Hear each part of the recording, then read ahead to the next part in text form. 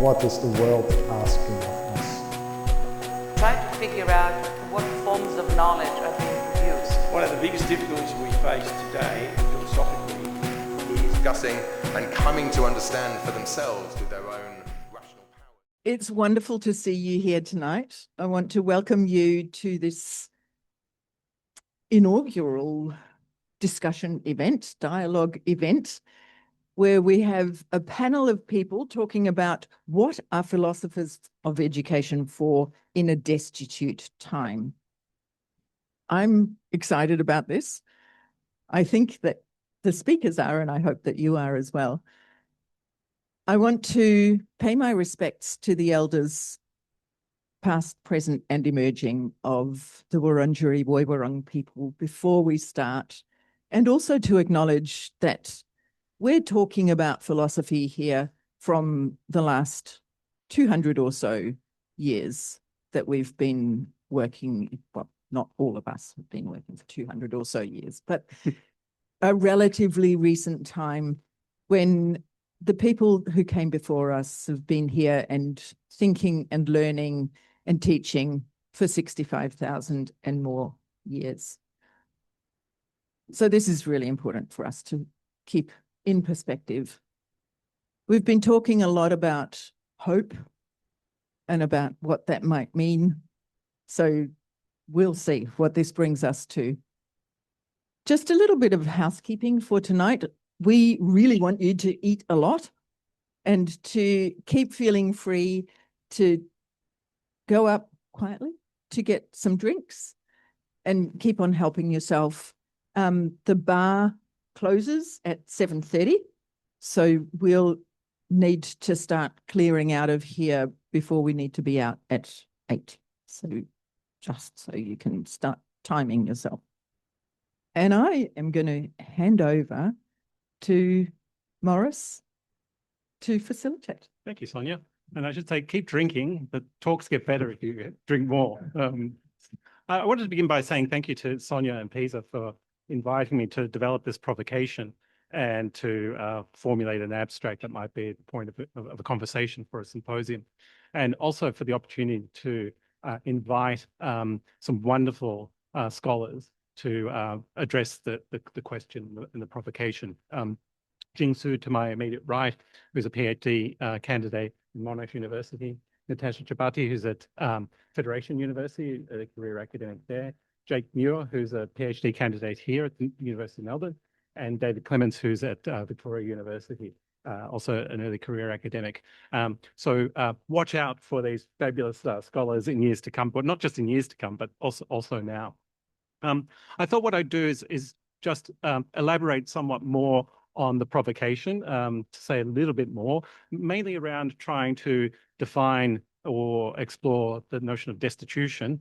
And then I'll hand it on to each speaker, and they'll speak for up to 15 minutes or so around the topic, and then there'll be time for questions at the end. Okay, so what I want to do is just provide a few images, if you like, that might help us understand better what I think of when I think of destitution, the role of philosophers of education. I visit a friend's house.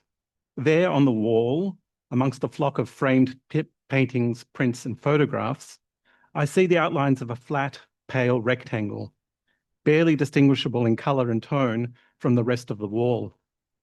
This rectangle betrays an absence. Something had once protected that space from the deterioration that accompanies any exposure to the world. It is missing. I cannot be sure whether its ghostly form had long been there, but it had merely and habitually escaped my notice. If you asked me what was there, I could not say exactly.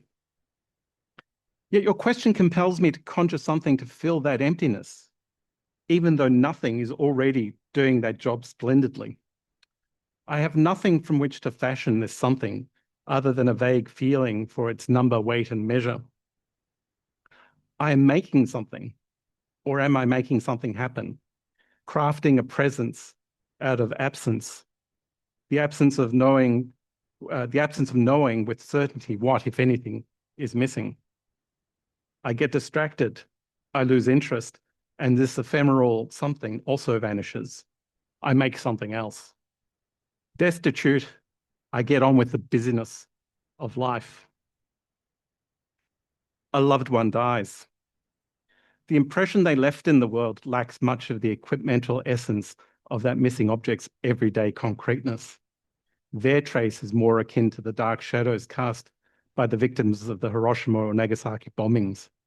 Instant nuclear annihilation etched photorealistically into stone, wood, paper, fabric. The darkness of a loved one's shadow continues to press against you with the firmness of flesh, still capable of touch, still capable to invite an embrace or shove you away with a terminal refusal.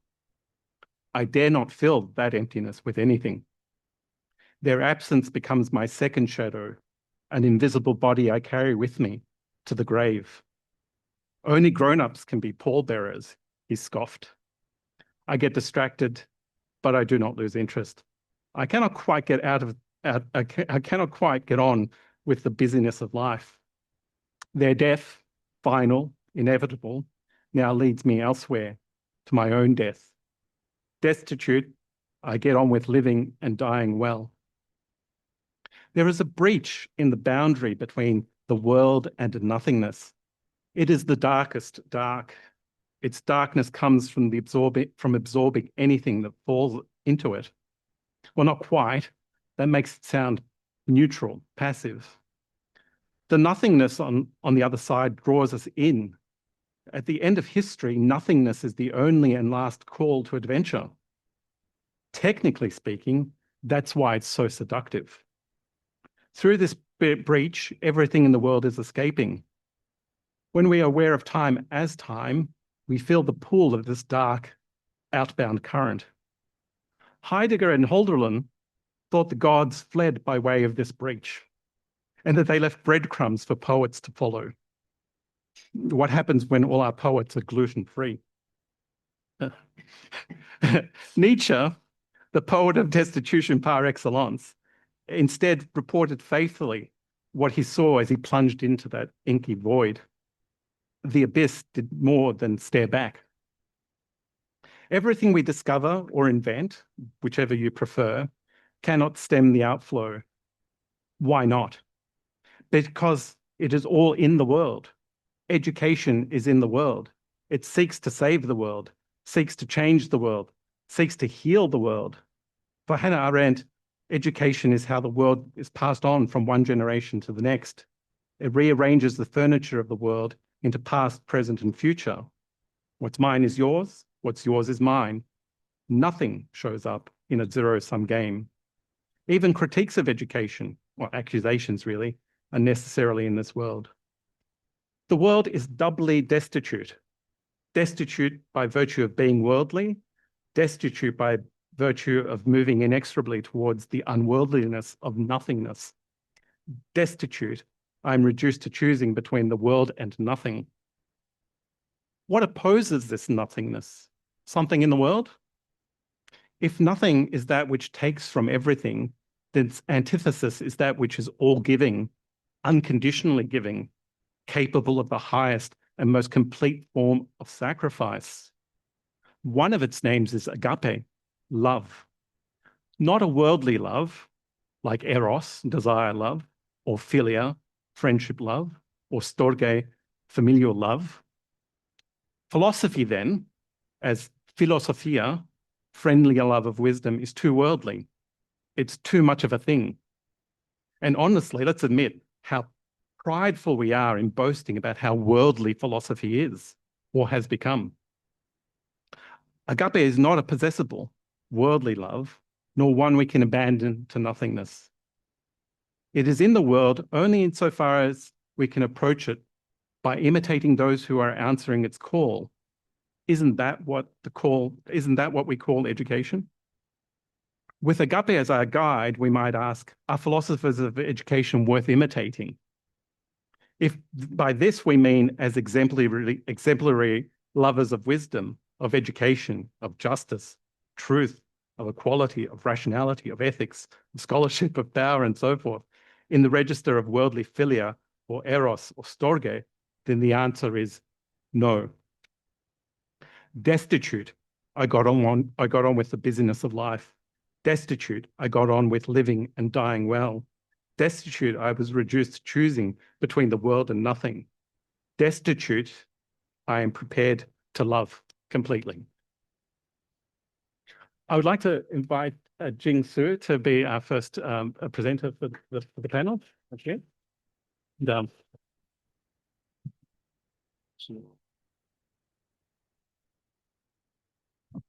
And, hello, technology is working. So hi, I'm the first speaker of today. So I will start this conversation with stories. So I want to tell 4 stories about 4 different people at 4 different stages of life. So the first 2 are about how beliefs are formed and revised. The last 2 are about how beliefs are perceived and used. So this story all took place in Buddhist monasteries in China, what we call closed religious communities. And because of their closed setting, those communities are less exposed to outside world.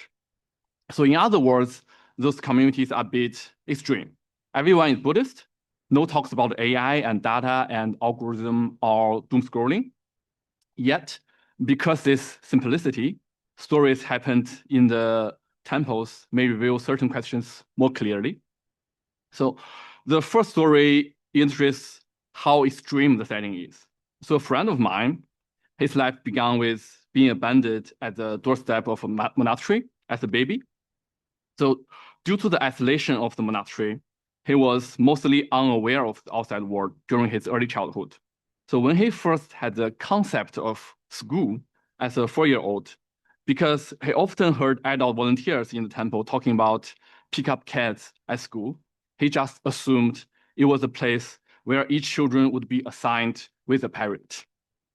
And he was so looking forward to going to one just to be picked up.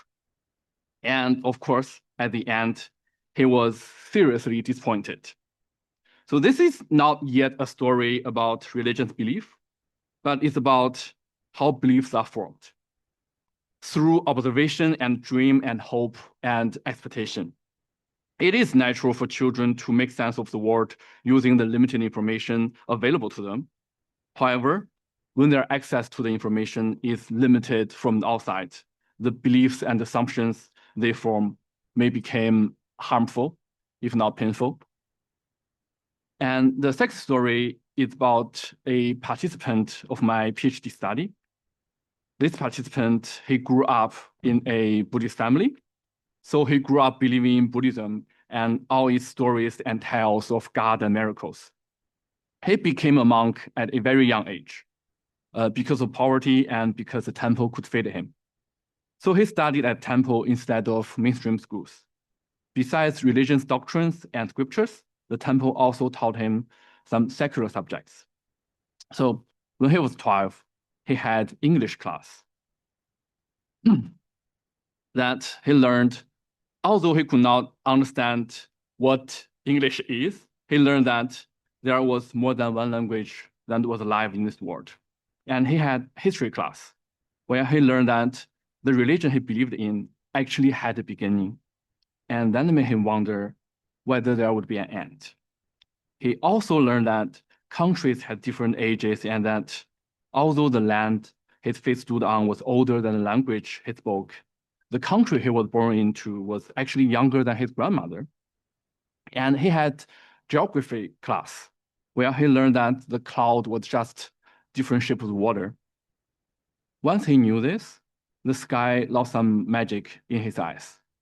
He thought perhaps up there in the cloud, there were no gods. Gods who, if they exist, should have done better.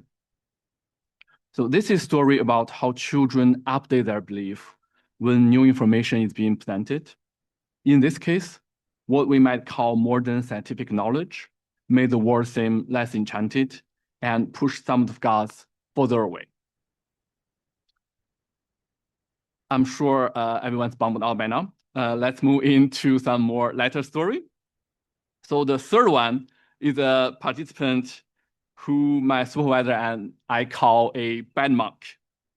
He was a teacher at the Buddhist Academy. That is, he was a senior monk who taught other monks. So when I first interviewed him in his office, he put a massive mug out of the cabinet and poured me some tea. The mug was just so absurdly big, I couldn't help but look surprised. And noticing my reaction, he chuckled and told me, "Oh, this mug, it came free with 2 crates of beer and I bought." So like people in the previous stories, he became a Buddhist monk at a very young age to escape his abusive family. But after became a monk, he soon realized that people, especially lay Buddhist practitioners, would treat him with tremendous respect just because he wore monastic robes. So as a teenager, he would spend his days wearing the monk robe and performing rituals, blessing people, blessing their home, and sometimes blessing people's cars. And at night, he would change into ordinary clothes and spend the money he earned during the day on alcohol, cigarettes, and days with his girlfriends. It's legal, but it's what we call a reverse Batman. So in this story, gods and their holiness became a very useful mask. And behind this mask, we see our own faces. And the last story is about a person who took off the mask. So this participant became a monk at 17 due to family influence. So having grew up in a Buddhist family, he would sometimes wonder, is it possible for someone to become a good person without believing in any religion? So he remembered once in a Vinaya class. Vinaya means Buddhist monastic discipline. So once in the Vinaya class, the teacher had told the students that when urinating, they should aim at the side of the urinal so that it will make less noise. And he remembers some students was really impressed. They thought, wow, Buddhism is really remarkable because they even taught you the Buddhist way of peeing. But this participant, he thought, people who are not Buddhist could also teach you that. It's not something unique to Buddhism. He told me, it's just a life hack. And he took off the robe and returned to a secular life in his mid-20s and got married. He told me, being a monk can be a wonderful thing, but that does not necessarily mean it's the best thing for me. So taking off the mask made him feel more connected to the world around him and made the life he was leading feel more authentic. So at the end of our interview, I asked him to give me a list of things he wanted to do not being a monk. And this was the list. I want to know what life is and how it tastes. I want to stand under the summer sunlight, waiting for a bus that might never come. I want to love someone and not knowing whether that someone will love me back. I want to have children and build a family. I am no longer young, yet I want to be young and naive. I want to make mistakes that are stupid and amazing and entirely my own, just like a normal teenager would. I want to worry about my next meal, about what to wear tomorrow and what to wear on my wedding day. I want to have a fight with her over the most trivial things and then make up because we love each other and because life goes on. The end of the list. It seems to me that he found meaning and perhaps even sacredness in what we might call a ordinary everyday life without gods. So back to the question, what are the philosophers of education for? Perhaps our task is neither to dismantle the gods or take them away, not to reimagine the divine and impose it on the world once again. Perhaps it is simply to continue a long tradition in liberal education, opening the world to children and equipping them to judge for themselves. Thank you.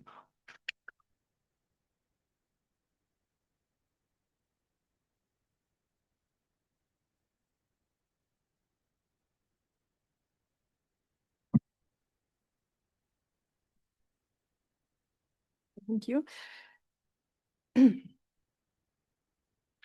The gods have fled. or in Nietzsche's famous words, God is dead. Yet the vacancy was not left unfulfilled.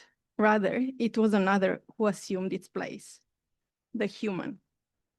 For much of modernity, we lived without a humanist horizon.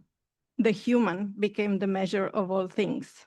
Truth, freedom, politics, history, and education were understood in relation to the human. Of course, humanism was never without its exclusions. The supposedly universal human were often white men.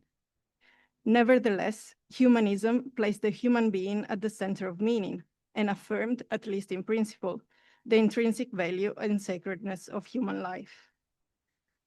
If the forces outside humans were, before humanism, divine, today we are more and more aware that our lives are shaped by technologies, algorithmic systems, but also ecological crises, pandemics, and other forces that exceed the human alone. To describe our times, the label of posthumanism is often used. Whether one embraces or resists this label or finds other terms more appropriate, the question seems to be, to what can we turn? Appeals to the human no longer provide the certainty they once promised. Yet neither can we simply return to the religious foundations that preceded humanism. It is here that contemporary philosopher Byung-Chul Han's diagnosis of the present becomes illuminating. For Han, the crisis of our age is not simply that religion has declined or that the human has been decentered. Rather, both have been displaced by a new regime, or may we call it a new religion, organized around information, communication, productivity, and performance.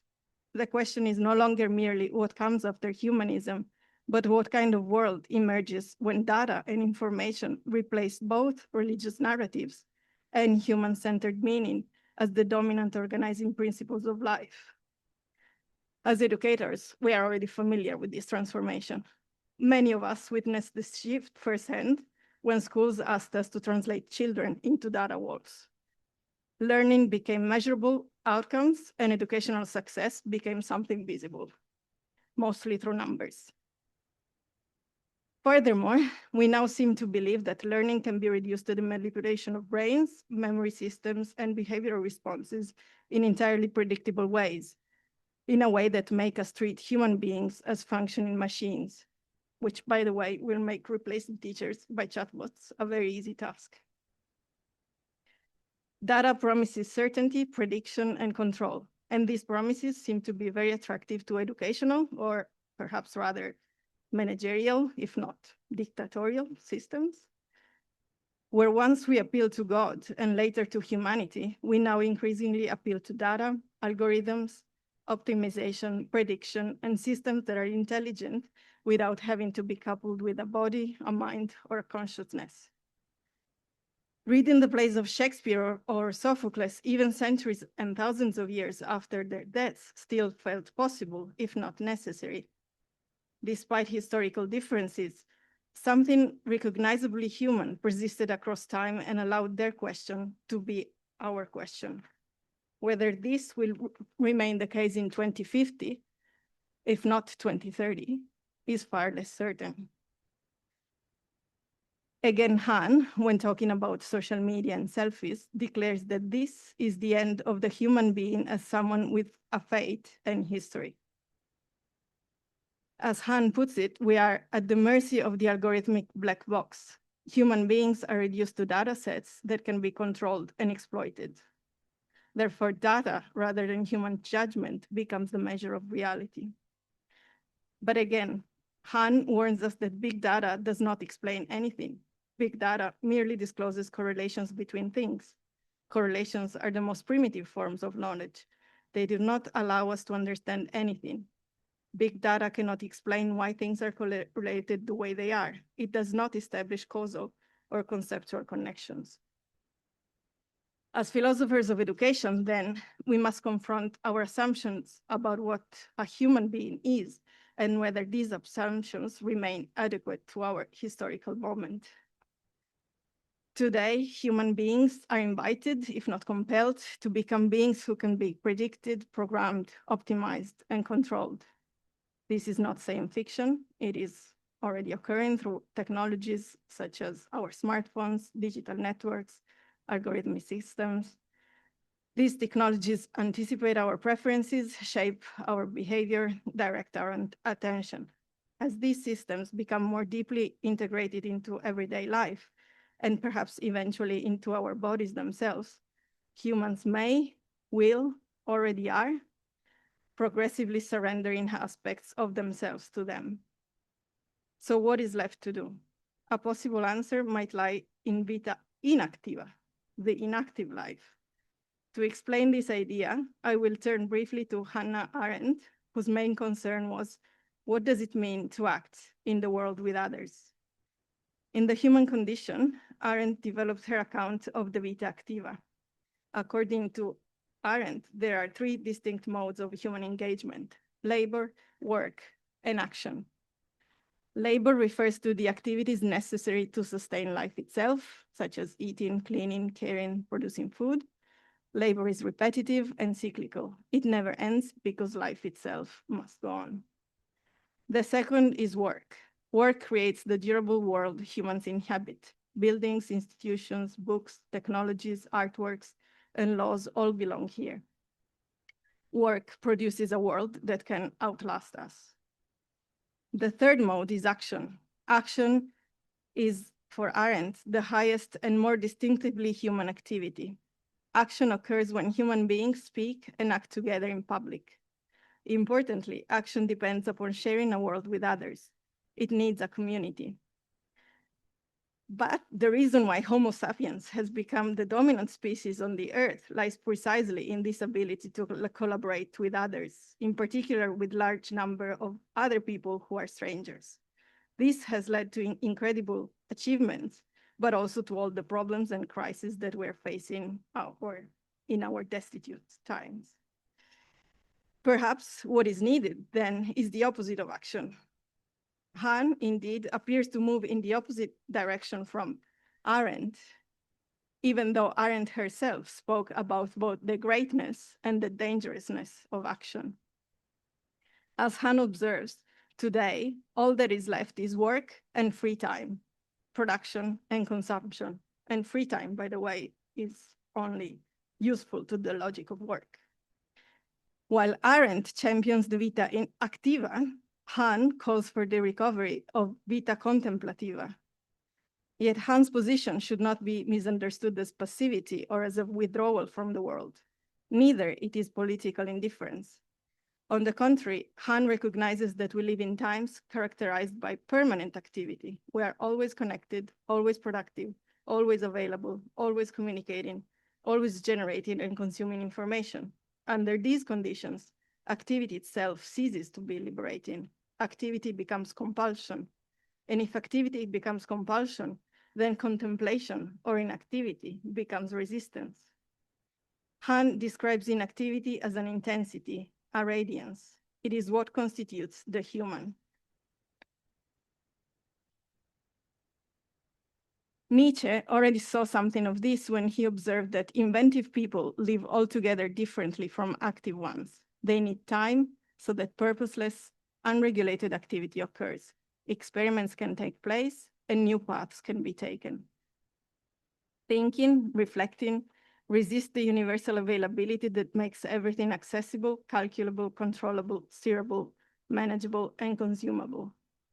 Without moments of withdrawal from the circuits of productivity, information, and performance, we lose the capacity to determine what is worth acting for in the first place. Seen this way, contemplation becomes the ground for action, one that might recover the sacredness of the human. As Hahn puts it, the vita activa without vita contemplativa is blind. If Arendt asked what kind of world allows humans to appear as humans, Hahn asks what kind of practices allow humans to remain capable of appearing at all. Perhaps this is an educational question. What if education is not about bringing about better humans? What if all we need to do is to encounter a world that exceeds our projects? Perhaps then the central question of education is whether we can relinquish the belief that becoming is entirely ours to direct. As Walter Benjamin writes, renunciation does not take away, it gives. And perhaps in these destitute times, the act of relinquishment is the most radical gesture available to us. For in a society where everyone is expected to be active, activism may consist precisely in recovering the right not to be active.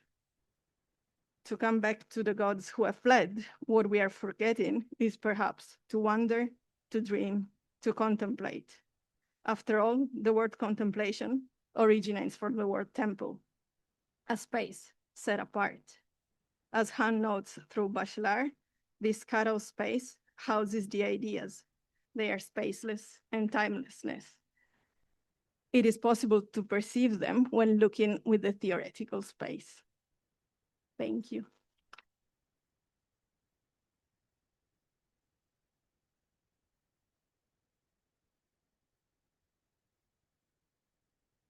Up onto the high chair. I feel like I need a bib and a little thing for my mushy carrots. Hello. I will do this so that I can hear myself enough that it's at appropriate volume. When I started to think about how to respond to this provocation, I couldn't help but make sense of it through my own lens and positionality, and also, I don't know if I'm developing a process here, but through a lot of my interaction with what I would have called edu Twitter, but is now mostly on LinkedIn, and responding to the discourses that I see on LinkedIn about teaching and about learning. I'm unapologetically a teacher first, coming here to be, engaging with scholarship, but I can't help but be a teacher first here. I've spoken to a few of you already about this, because I was a music teacher, and I did music in my initial teacher education course. The music room's right here, and this is actually where I learned to be a teacher. It's where most of my time was spent, learning to be a teacher. I played that piano waiting for classes, and I can't help but reflect on that being here. And also, I'm not going to point them out, but I have a student that I taught when I was a high school teacher teaching philosophy that's here right now. I'm not sure what that says about my philosophy teaching. I think good things. But yeah, I can't help but put that positionality into this thinking that I've been doing. And hopefully I'll return to some of that narrative later. I wanted to pick up first on this notion of the fleeing of gods, or that the gods have fled, or that God is dead, as Nietzsche said, and this idea of freedom or permission that is enabled via that. So that notion that without God, everything is permitted.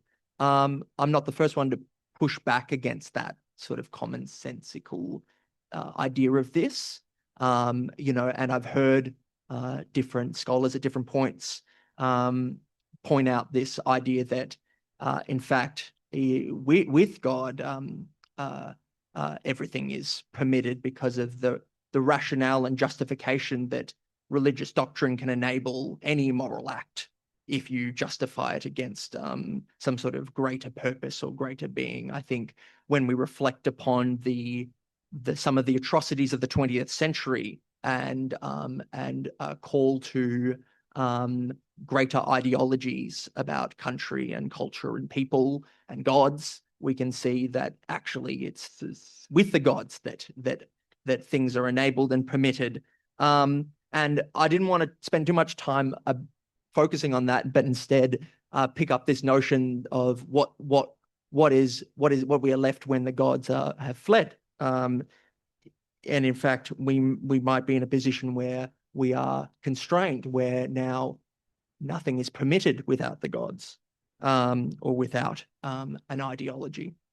And so, yeah, I wanted to pick up this idea that the gods as bonfires or beacons, without them, what we're left with is this maybe this notion of fireflies, or smaller lights, smaller seductive lights that promise orientation without fully illuminating our condition.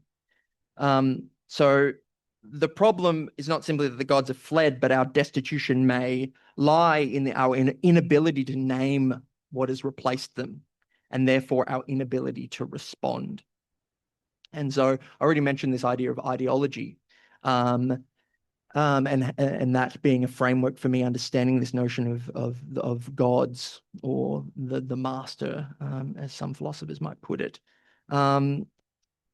If we map that onto that, the apparent disappearance of ideology itself may be ideological, in the sense that what we're left with is this great trickery, that the flight of the gods does not mean that the master has disappeared. And to help think through this, I use Lacan. Lacan has these 4 discourses. One of them is the master discourse. And so he draws on Hegel a little bit to make sense of this. But in the master discourse, there is an explicit master who has command. And so you could master, God, ideology. What I'm putting forward, and I'm certainly not the person to do this, but what I might suggest is that what we are in now without the master discourse, without the gods, is what Lacan calls the university discourse, aptly for our situation.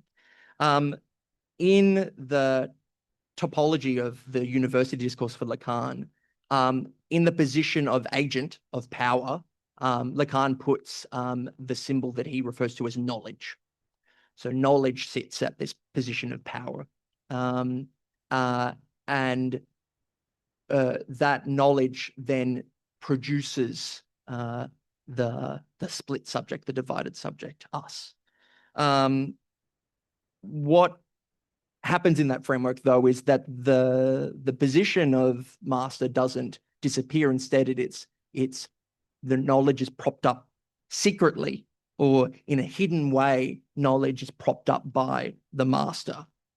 And I wonder if that logic we can see play out around some of our discourses around data and information, and in the discourses around, in particular, I'm thinking of some of the conversations I see online of teachers and scholars responding to, at least in the Australian context, to ERO, and the conversations that we have around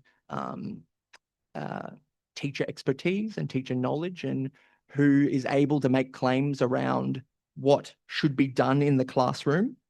And, my position, coming from being a teacher, and also just coming from teaching some tutorials today into the initial teacher education program here, teachers encounter this discourse. And there's something particularly pernicious about the way that this university discourse, as Lacan puts it, functions in the way that we perceive ourselves through it. So in that university discourse, it's not merely that you're commanded to comply like you would in a master discourse, but that you are encouraged to recognize compliance as your own rational and professional desire. And so I think there's some of that logic operates in the ways that we're beginning to talk about knowledge and about information and about evidence. I think some of these signifiers work in this way. And, I wonder the ways in which, not that these signifiers have become gods themselves, that would be more simple, I think, of a formulation. That would be something that we can grapple with. I'm worried about the ways in which we're enabled to grapple with it, because we are compelled as subjects in a way to identify ourselves and our own best interests as beings complicit within the regimes that happen around notions of evidence and notions of best practice. To help work through this a little bit, Slavoj Žižek has a little anecdote that he talks about parenting, about fatherhood. And maybe I was drawn to this because I'm a father. but he talks about the authoritarian father and the postmodern father. He says that and I'm paraphrasing here, but he says something like, the authoritarian father says, you will visit your grandmother because I said so, basically. However, the postmodern father says, you know how much your grandmother loves you. And of course you want to visit her, don't you? And his point there is there's something so much more pernicious and dangerous about the postmodern father. This notion that not only are you compelled to comply, but in fact, what is implicated here is your own desire. Not only should you do it, but you want to do it. Whereas even if in the master's discourse, in the authoritarian father, you still contain your own sense of selfhood. There is an agency left for you that's not there. It gives you a legible location to refuse. So I wonder, that little formulation that I've got there, that's still pretty tentative, I wonder where that leaves us. And I'm thinking about, that position, where does that leave the role of philosophers of education? And I guess my worry is, if ideology, these notion of these big ideas that contain and control us, if that idea of capital I ideology of the 20th century, that modernity's ideology, country, nation, culture, people, those beacons that we had for better or worse, and often for worse, if they're gone, and what we're left with is this multiplicity of fireflies, as opposed to beacons or bonfires, or what we're left with is this infinite particularity I worry what capacity there is for this agency to refuse, to see ideology, to see the gods, to name it, to accept it or refuse it. I worry about our capacity to respond to. And in particular, I question is that how do we formulate critique, or how could critique escape these cycles of reproduction that lead us to ruin, to disaster, whether it's ecological or social, political. I worry that the very ideas that we have as scholars, as philosophers, are already implicated and interpolated back into these systems. And in that position, I agree with this notion of inactivity as having some fruit that we might be able to look to. Building off of that, I worry that this frenetic compulsion to produce, to do, to make ideas, to talk, to discuss, to be productive.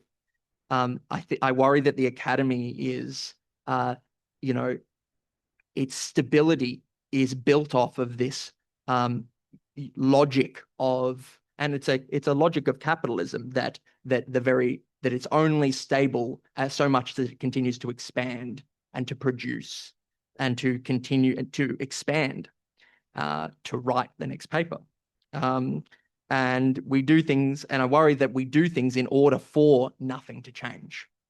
And I wonder if a truly radical act would be to stop or pause or sit with it. This idea of slowness, I play around with it in a paper that I sent out recently, and I think rightfully, one of the critiques from a reviewer too, thank you, reviewer too, was that there's this great privilege about slowness, right? Like there's a critique that maybe I was going back to the ivory tower, that I'm asking for this, this return to the, and some of the, you can hear it in some of the language I'm talking to, I worry that this idea might romanticize the master discourse. And what I'm asking for is for authority, capital A, to return. And it sounds like I'm arguing for this mid-20th century modernity to come back. And I worry about that. But maybe that tension between these two ideas is probably exactly what I mean by this idea of stopping, of pausing. I'm not what I'm not going to do here is have a call to action. Like, I'm not going to end with a little quip of like, we need to ...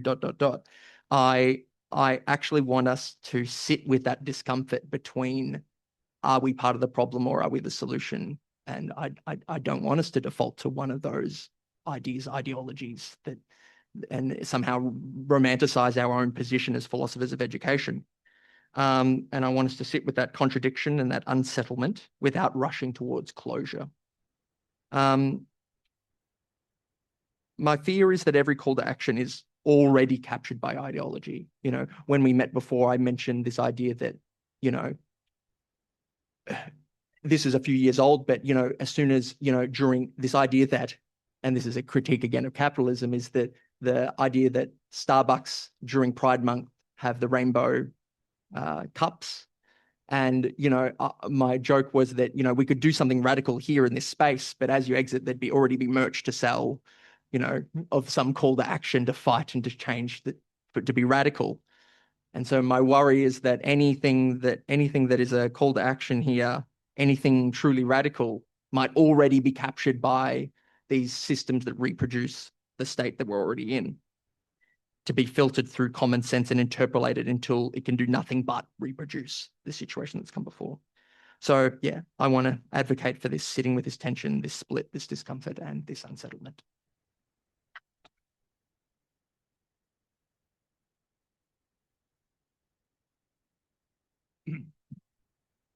Okay, lucky last. Don't worry, I'll solve all of the problems. Okay, when I was 10 or 11, I remember looking out the window of our van after attending a church service. Yes, you need a van when you're one of 8 children, as I was. Obviously, something in the church service had left my mind uneasy, but I clearly remember thinking that if I was ever going to figure these things out, knowledge was the key. But of course, then I couldn't help but ask, well, how do I figure out how to get that knowledge? How do I know what knowledge is? At the time, this felt like an impossible question, so I did probably what many, probably not many, maybe only some, kids raised in an evangelical home and school did. I prayed for some wisdom. I've got no idea whether that prayer was answered, probably not. What I do know is that from then on, the whole of life, intellectual and otherwise, became much harder, not easier. I didn't fall into skepticism or meaninglessness. It was more of a conflictual existence. I was desperate to try to reach some condition that I couldn't name, yet somehow I knew was impossible to reach anyway. Giving up on the task seemed just as impossible. I could no more do that than I could stop being hungry. Once you have that kind of conflict running, I don't think it's hard to see why the promise of a new beginning, of being born again, of somehow receiving a completely new existence, of salvation, becomes appealing. I think there are still remnants of that same conflict, even in these times where we claim to have left such things behind. For example, despite, as people have said, much of the West having claimed to have moved on from religion, Christianity in particular, the attempts to rid ourselves of the Christendom legacy, I can't help but feel that the same conflictual existence I felt, especially with its associated appeal to some new beginning, new birth, a radical break, is just as evident today as it has always been, and not just in my experience. I think something like that is still at work in the way we ask this question of what philosophers of education are for, and most especially in our understanding of what education itself is. Several voices have argued that this old God of Christianity, though dead, is all too easily replaced by new gods or idols, which serve to save us from our destitute, crisis-filled times. The suggestion for education and philosophy of education is that the promotion of new things, new materialisms, new empiricisms, new post-humanisms, post-colonialisms, post-qualitative approaches, or returns to pre-modern, pre-scientific, or even indigenous relational ways of being are attempts to fill the void left by this God. Such a view is not limited to philosophy of education either. Speaking of the natural sciences, the philosopher Maurizio Toscano says, Physicists have not removed God, they've only materialized him. We could ask then, have educators and philosophers of education only educationalized God as well? I don't think this question is limited to the pre or the post or the new approaches I just mentioned. It can, of course, also be seen now in the, unfortunately, all too familiar evidence-based work that treats measurable improvement after some intervention as a required educational task. Thus, different as these positions are, I think they share this sense that education requires some particular project or transformation to count as educational. It's worth asking then, I think, whether the proliferation of calls for new and different approaches has only intensified the problem. For now, it is no longer only that new educational gods keep appearing, but we now have effectively a God of the new. Newness has itself become God. Without constant renewal, we remain stuck in our destitution. To respond to this situation, I want to bring in what is called an anti-exceptionalist stance. At its simplest, this means refusing the idea that any particular approach to just tradition or project occupies a specially privileged place, one that is either immune from revision or has a monopoly on what to do and how to do it. The idea isn't new. Many similar things have been said before. In the type of philosophy people call analytic, it is perhaps most closely associated with Quine back in the mid-20th century. In a very famous paper, Quine wrote that no statement is immune to revision. Importantly, though, this was to include what people had typically taken to be unrevisable, such thing as logical laws. Such a position might not seem very radical today. It could even sound like something that most people would accept, I think. But I think it's not that easy to hold on to, especially once we set it against the way we usually think about education itself. To flesh that out a little and to test the commitment a little bit, I want to give a deliberately rhetorical, if slightly heretical example. The old form of materialism attempted to reduce human beings to matter, treating us nothing more than complex physical stuff. The new materialist move goes in somewhat of the other direction. Instead of reducing humans to matter, it understands matter as having qualities such as agency, experience, or feelings. The hope is that this finally stops us placing the human being at the center of everything, a centering that has been criticized for treating the rest of the world as a mere resource or for licensing exploitation or ecological damage. And yet there could be an issue here. The reason that matter now matters is because it possesses these qualities of experience and agency that have typically been associated with human beings. Without them, it is therefore treated as inert or dead. What presents itself then as an escape from humanism now begins to look instead like one of the most egregious forms of it. Dare we say more like a colonization of matter by human qualities. Instead of moving beyond a human-centric worldview, human-type qualities have simply been extended to everything. Now, this example is not offered so much as a judgment on the truth or falsity of new materialism. It's offered to show how positions that claim to escape from one thing can risk reinstalling it again. This is why I think it's worth trying to take anti-exceptionalism a bit more seriously. Another way of illustrating this anti-exceptionalist stance is not to do the negative point of the risk of self-inconsistency, but to the positive point of trying to flesh out the continuity that exists between apparently irreconcilable or incommensurable voices. There's a common division in philosophy of two camps. One is called analytic, prizes specificity, clarity, truth, logical argument, and uses technical formal language. Think mathematics. The other is called continental and tends to be wide-ranging, existential, uses literary and poetic language rather than a formal one. In the analytic camp, Timothy Williamson, now former Wickham Professor of Logic at the University of Oxford, is probably about as pure an example as you can get of the analytic philosopher. He's a fierce defender of classical logic, and he even wrote a popular book titled, "I'm Right, You're Wrong." If there was anyone who would argue for the particular exceptionality of philosophy, it would be him. Yet Williamson adopts an anti-exceptionalist stance to method and methodology between philosophy and science. He sees no discontinuity between philosophy and science and argues that both of them are simply continuous with ordinary forms of our thinking capacities. There is no special philosophical method that stands above anything else and dictates how inquiry must be done. Turning to the continental side, a similar refusal in a very different register appears in the work of Deleuze. Deleuze is often read as a source for various anti-analytical new materialist post-human projects. And to give you a sense of the flavor of the different register, Deleuze says things such as, a concept is a set of inseparable variations that is produced or constructed on a plane of immanence insofar as this plane cuts across the chaos and gives it consistency. Yet one of his most consistent themes is the rejection of any transcendence, any outside, any lower or higher ground that could serve as a foundational justification. Everything remains on a single plane. There is no privileged standpoint that escapes this field.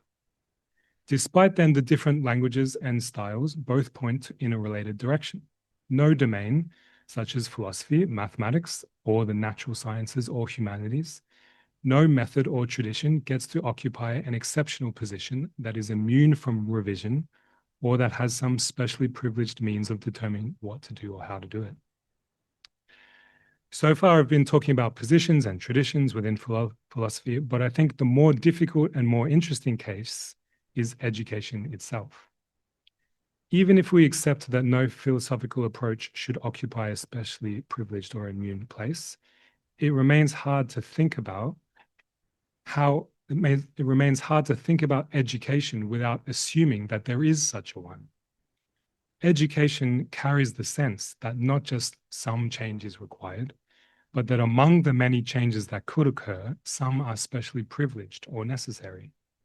The whole point of education is arguably predicated upon necessity.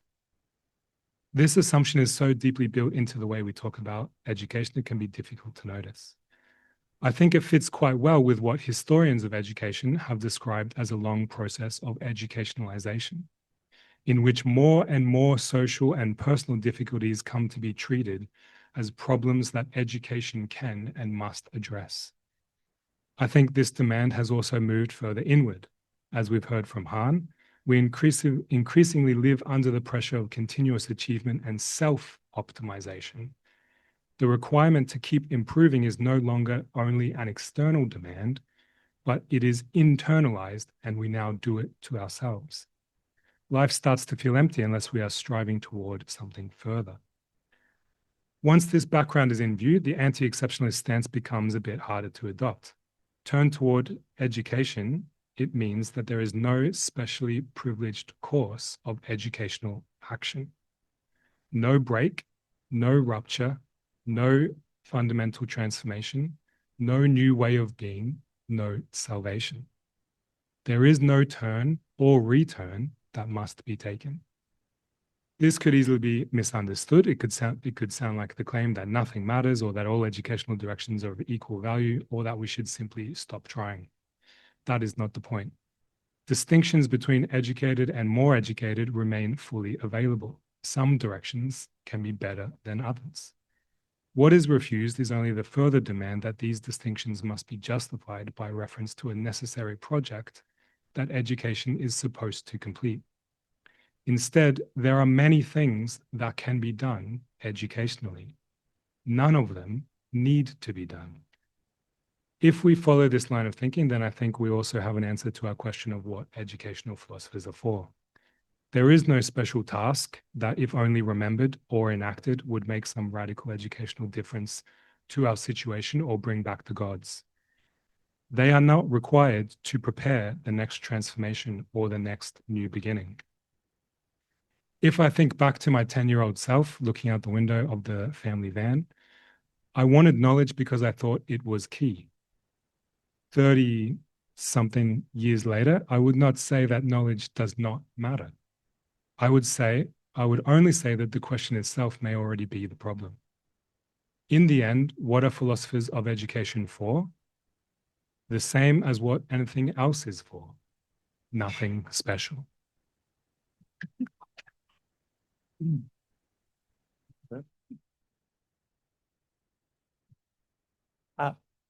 Please join me in thanking our four speakers again for their wonderful contributions. I could hear in your silence very the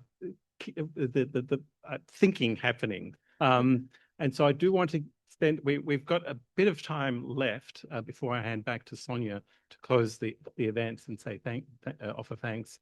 But we do have time for some questions from the audience if you have some or comments, all those questions that seem like questions and then turn into comments.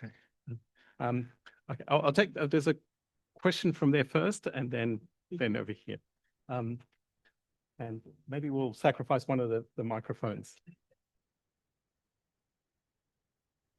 Thank you.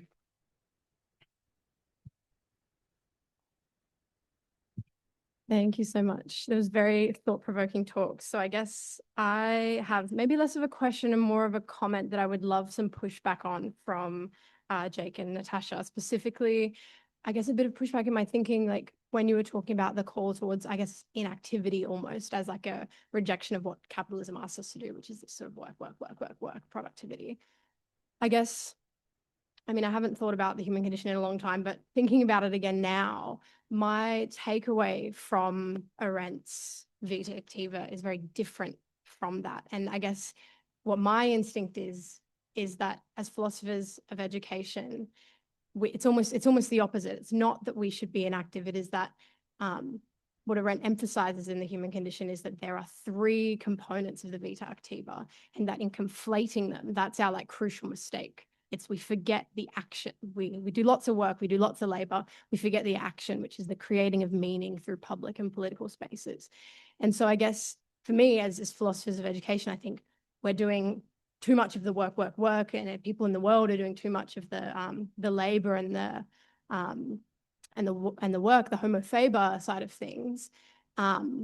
But as philosophers of education, I think we do plenty of the viva contemplativa, I guess, of the thinking. But what we don't do enough of is the action in the political space and in the meaning-making world. You know, I guess the political realm is sort of seen as men in suits and voting and democracy. But I think what Arendt talks about is action in the creation of meaning through politics, I guess. And so I would love your pushback and thoughts on that, because that's where my brain went to, I guess. Yeah, sure. Thinking about if academics do a lot of vita contemplativa, not sure, because there's a lot of teaching, there's a lot of admin, there's a lot of students emailing you. So my idea when I was reading the provocation, the start for this discussion was, wouldn't it be great if we actually had time to think, to read, to not do anything, not publish. We have to publish, otherwise we lose our jobs, we die. So even in that list of terms that we keep coming up with, there might be a problem in terms of, are we just doing more to prove something within this system and not being able to actually change anything? So that was more from an academic perspective. And in terms of coming up with new terms, I think I came up with Vita Inactiva, and now I'm going to publish a paper on that. And but that is the reality of our work. We need to keep coming up with new terms, hoping to be cited and hoping to be promoted and stay in the system. And we might not do much of what we would hope to be doing and changing actually things. I might quickly add on to that, because there's something about the notion of inactiva or of stopping that, even if it's not like the advice on what we should do, it's I'm interested in that as a provocative provocation, as a gadfly, to think about the ways that we then respond to a call to say, let's stop. Because immediately I think, and maybe it makes me a bad, I was president of my local sub branch at my union, and, I'm sitting here while my friends that I looked after are preparing to strike again as teachers. That's political action. My worry, again, I just spoke about this briefly, but my worry is, what actions do we take that actually reproduce the same events over and over again? And, Lacan, sorry to keep mentioning Lacan, but Lacan, thanks for the laugh there. Lacan makes the pun about revolution being literally a 360 revolution, like you just install a new master, is what he says, and I worry about how that logic might operate in the ways that we run on this hamster wheel. It's not a hedonic treadmill or wheel, but it's something like that, where even the contemplating, I'd go as far as to say, even the action of contemplation, in what ways is that an action that merely reproduces what we've done before? And, I know that we've talked, it's been mentioned briefly that there might not be any transcendental position to sit outside of, and I'm not trying to suggest that stopping somehow removes you from the world. And I don't think we should even think about a space that can remove us from the world. But I wonder about that as a thinking exercise that puts us in a position where we can open up maybe a space to go, well, what are we actually doing? We have a question here, and then we'll come back to this side of here. Oh, you.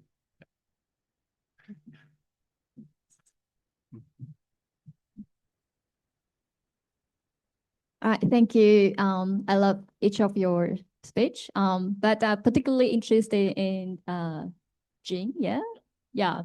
Okay. So religion is a very sensitive kind of topic, so I will be careful with my wording. But the good thing is that I'm a Chinese as well, so so in my understanding, there's a very lovely story, by the way.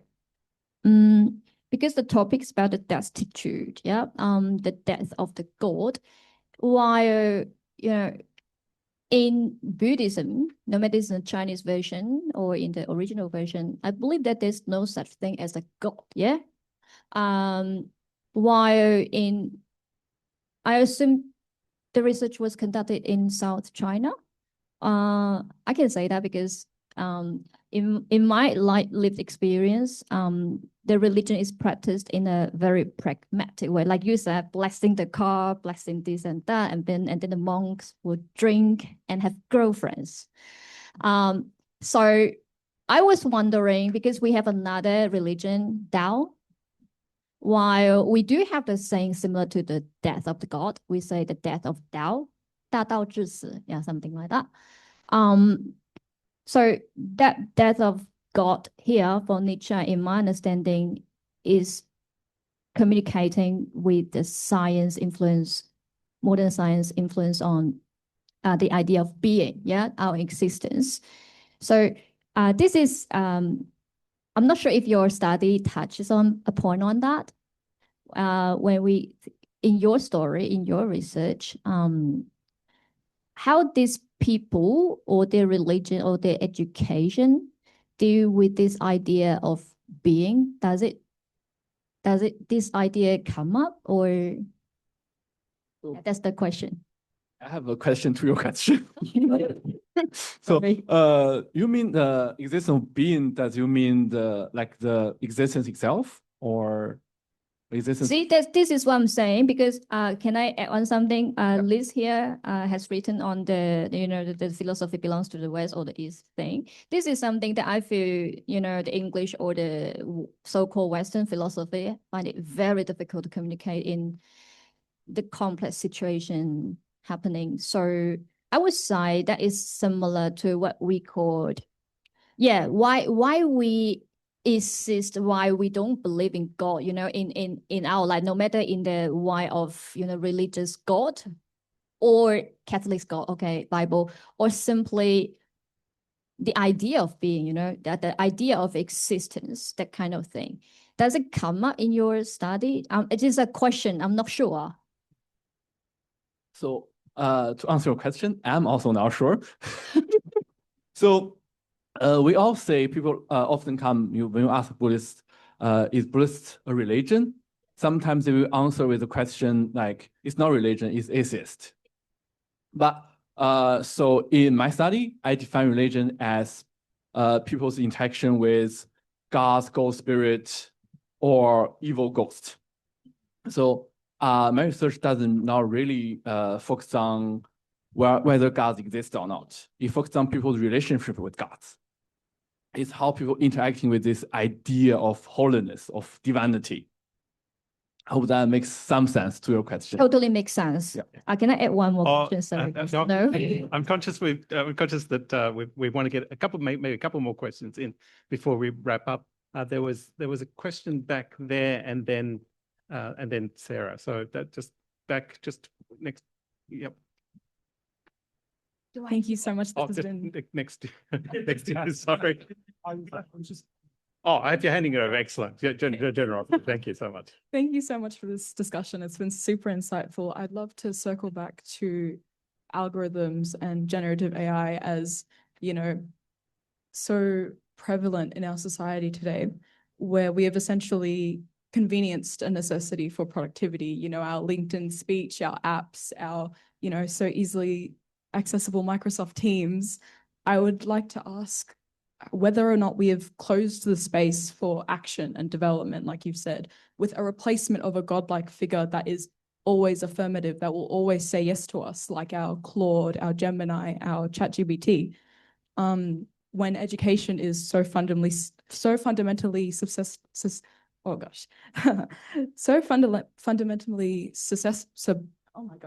basically, when education is so held to accountability, is the radical move of laying flat or, doing nothing really the opposite of what we are doing now?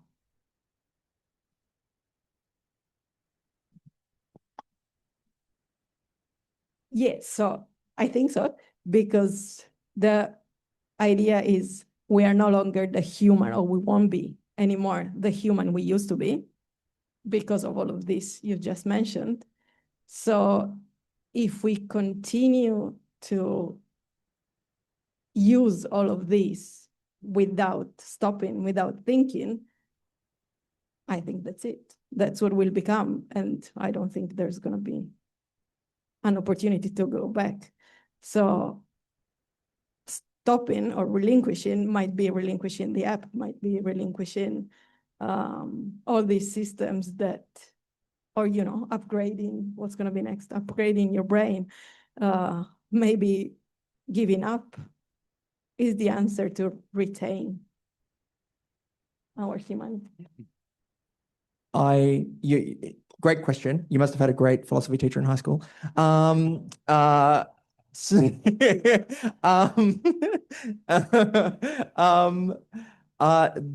that makes me think back to this the Hannah Arendt point about like what activity we are doing, because it makes me think about what we are stopping doing. Something that was promised when the AI thing was happening was that Elon Musk was somewhere saying all these robots will do the work and we'll be making art and doing human things. What ended up happening is the AI makes all the art and we do all the labor. So I don't know. It's the short answer, but it makes me worried about what we relinquish and what we don't relinquish, and where activity is and where it isn't. I'm not sure there's an easy way to that. I would love to, something I've always fantasized about is that maybe with so many AI chatbots on our social media, maybe we just leave the social media platforms to the chatbots and we all live in the real world. And they can be the Twitter arguments between the right and left on Twitter, and we're just no humans are involved with it. I think that's the ideal non-action for me. Sarah, you can have the last question or the last word, depending on. I really wish we had another half hour because I want to jump into more of this. Okay, so I am somebody who obviously in a room of philosophers of education, but I also research in higher education. And so the conversation, particularly from Nataša and Jake around this idea of slowing down or stopping, really struck a thing for me because this is one of those crappy like yeah but questions that I am struggling with. So I'm going to be awful and put it to you. So all of you were talking about these examples of, you know, God being dead or this sort of loss of this extrinsic thing that we're believing in. But I think, Nataša, you hit it on the head there with the point before all of the questions about how if we have inaction really in our jobs, we lose our jobs. There's a self-destructive element to it. And I think even across the other examples that all three of you at the end were talking about, we were talking about like this sort of like loss of some sort of sense of belief or some sort of sense of purpose. And even that idea of, you know, philosophers, we aren't that special. Like, I'm curious here, because this idea of a slow scholar in particular, the criticism of it is that when someone slows down, others below speed up. Like, it's a position of privilege that is not afforded to everybody in the academy. And the same would go for everything else. When we stop acting, someone else has to step up. And I think also when we lose our sense of belief about what our purpose is, you have those examples that you were talking about, you know, the sky is no longer meaningful. So I'm curious how you grapple with those questions around power, privilege, and I guess self-sacrifice or self-destruction alongside this whole God is dead, like what is left? Yeah, I mean, I think we need to keep working unless the university decides that we are worth giving some time or, you know, valuing other things. But yeah, we don't have the privilege to stop. Yes, very quickly. Is this it's on? Well, I didn't have a question, so I think it's outside of the scope of that. So I guess I felt like I should say something because, as Walt Whitman said, I was like you. So I was a teacher for 20 years, and from time to time something of a scholar. And one day I stopped, and I suppose I wanted to say it because it's okay. I'm fine, and nothing terrible happened, and I think I sort of sense, because I was like you, so I sense a certain amount of desperation in the room, and because I remember that, because I was a faculty head, I was a producer, you know, I produced everything. I was an activist. I was an education activist. I was a heritage activist for a while. I did everything. I became an architect. I was doing it all, literally, for a good 10 years. I think my wife thought maybe I'd have a nervous breakdown or something. And I was just saying to a friend before, yeah, in a sense I did. You could describe it that way, but it actually inspired me to say, well, another way to describe it is to just say that one day I stopped, and literally that is what happened. I was in the middle of marking the 22nd Year 12 philosophy sack, and I couldn't complete it. That was it, and I never taught again. And you know, I do have some regrets about not working with young people every day. But my life is better. It's a lot. And I have a lot of time to contemplate and think.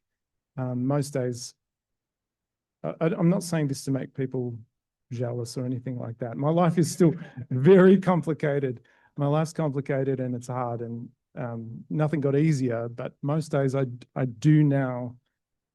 I do the things I always dreamed about doing when I was teaching, you know, 6 on day. I go for a walk, I get a coffee. That's about it some days. That's all I do. And I think about things. That's all. Excellent. Yeah. And thanks so much for that. So out of great charity, this is a good place to stop. So I'll hand over to Sonia to do the formal closing of this event. Sarah, I wish that we had all evening to stay here because the conversation's just getting started. And I have to say, I was blown away, and I think I wasn't the only person because we were so quiet. When do you get that in a room of philosophers? So yeah, it was. And look how much food is left and everything. So I want to quickly close this because we are going to stay open for a few more minutes so that you can eat and have another drink and chat amongst yourselves. And then we'll go at about 1:45. So I want to thank you on behalf of PESA, who we're preparing for our conference at the end of the year. So this is just a little insight into what some of our members do, which is fantastic. We're going to be having more information about the conference if you're not aware of that already. I want to thank you on behalf of the faculty. The Dean, Professor Maurizio Toscano, was supposed to be opening tonight. He was called away to a meeting, so you have to put up with me instead. I'm sorry. But the faculty is allowing us to be here, and some of the presents that I have for you are from the faculty. So I'm going to do this thing now. You're going to have to sort sizes out afterwards. So this is an individual thing. I'm not sure of what all the sizes are. So you're going to do, who talked about merch? Yeah. Merch.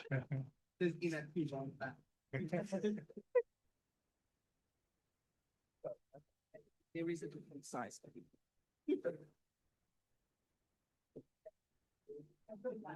I do.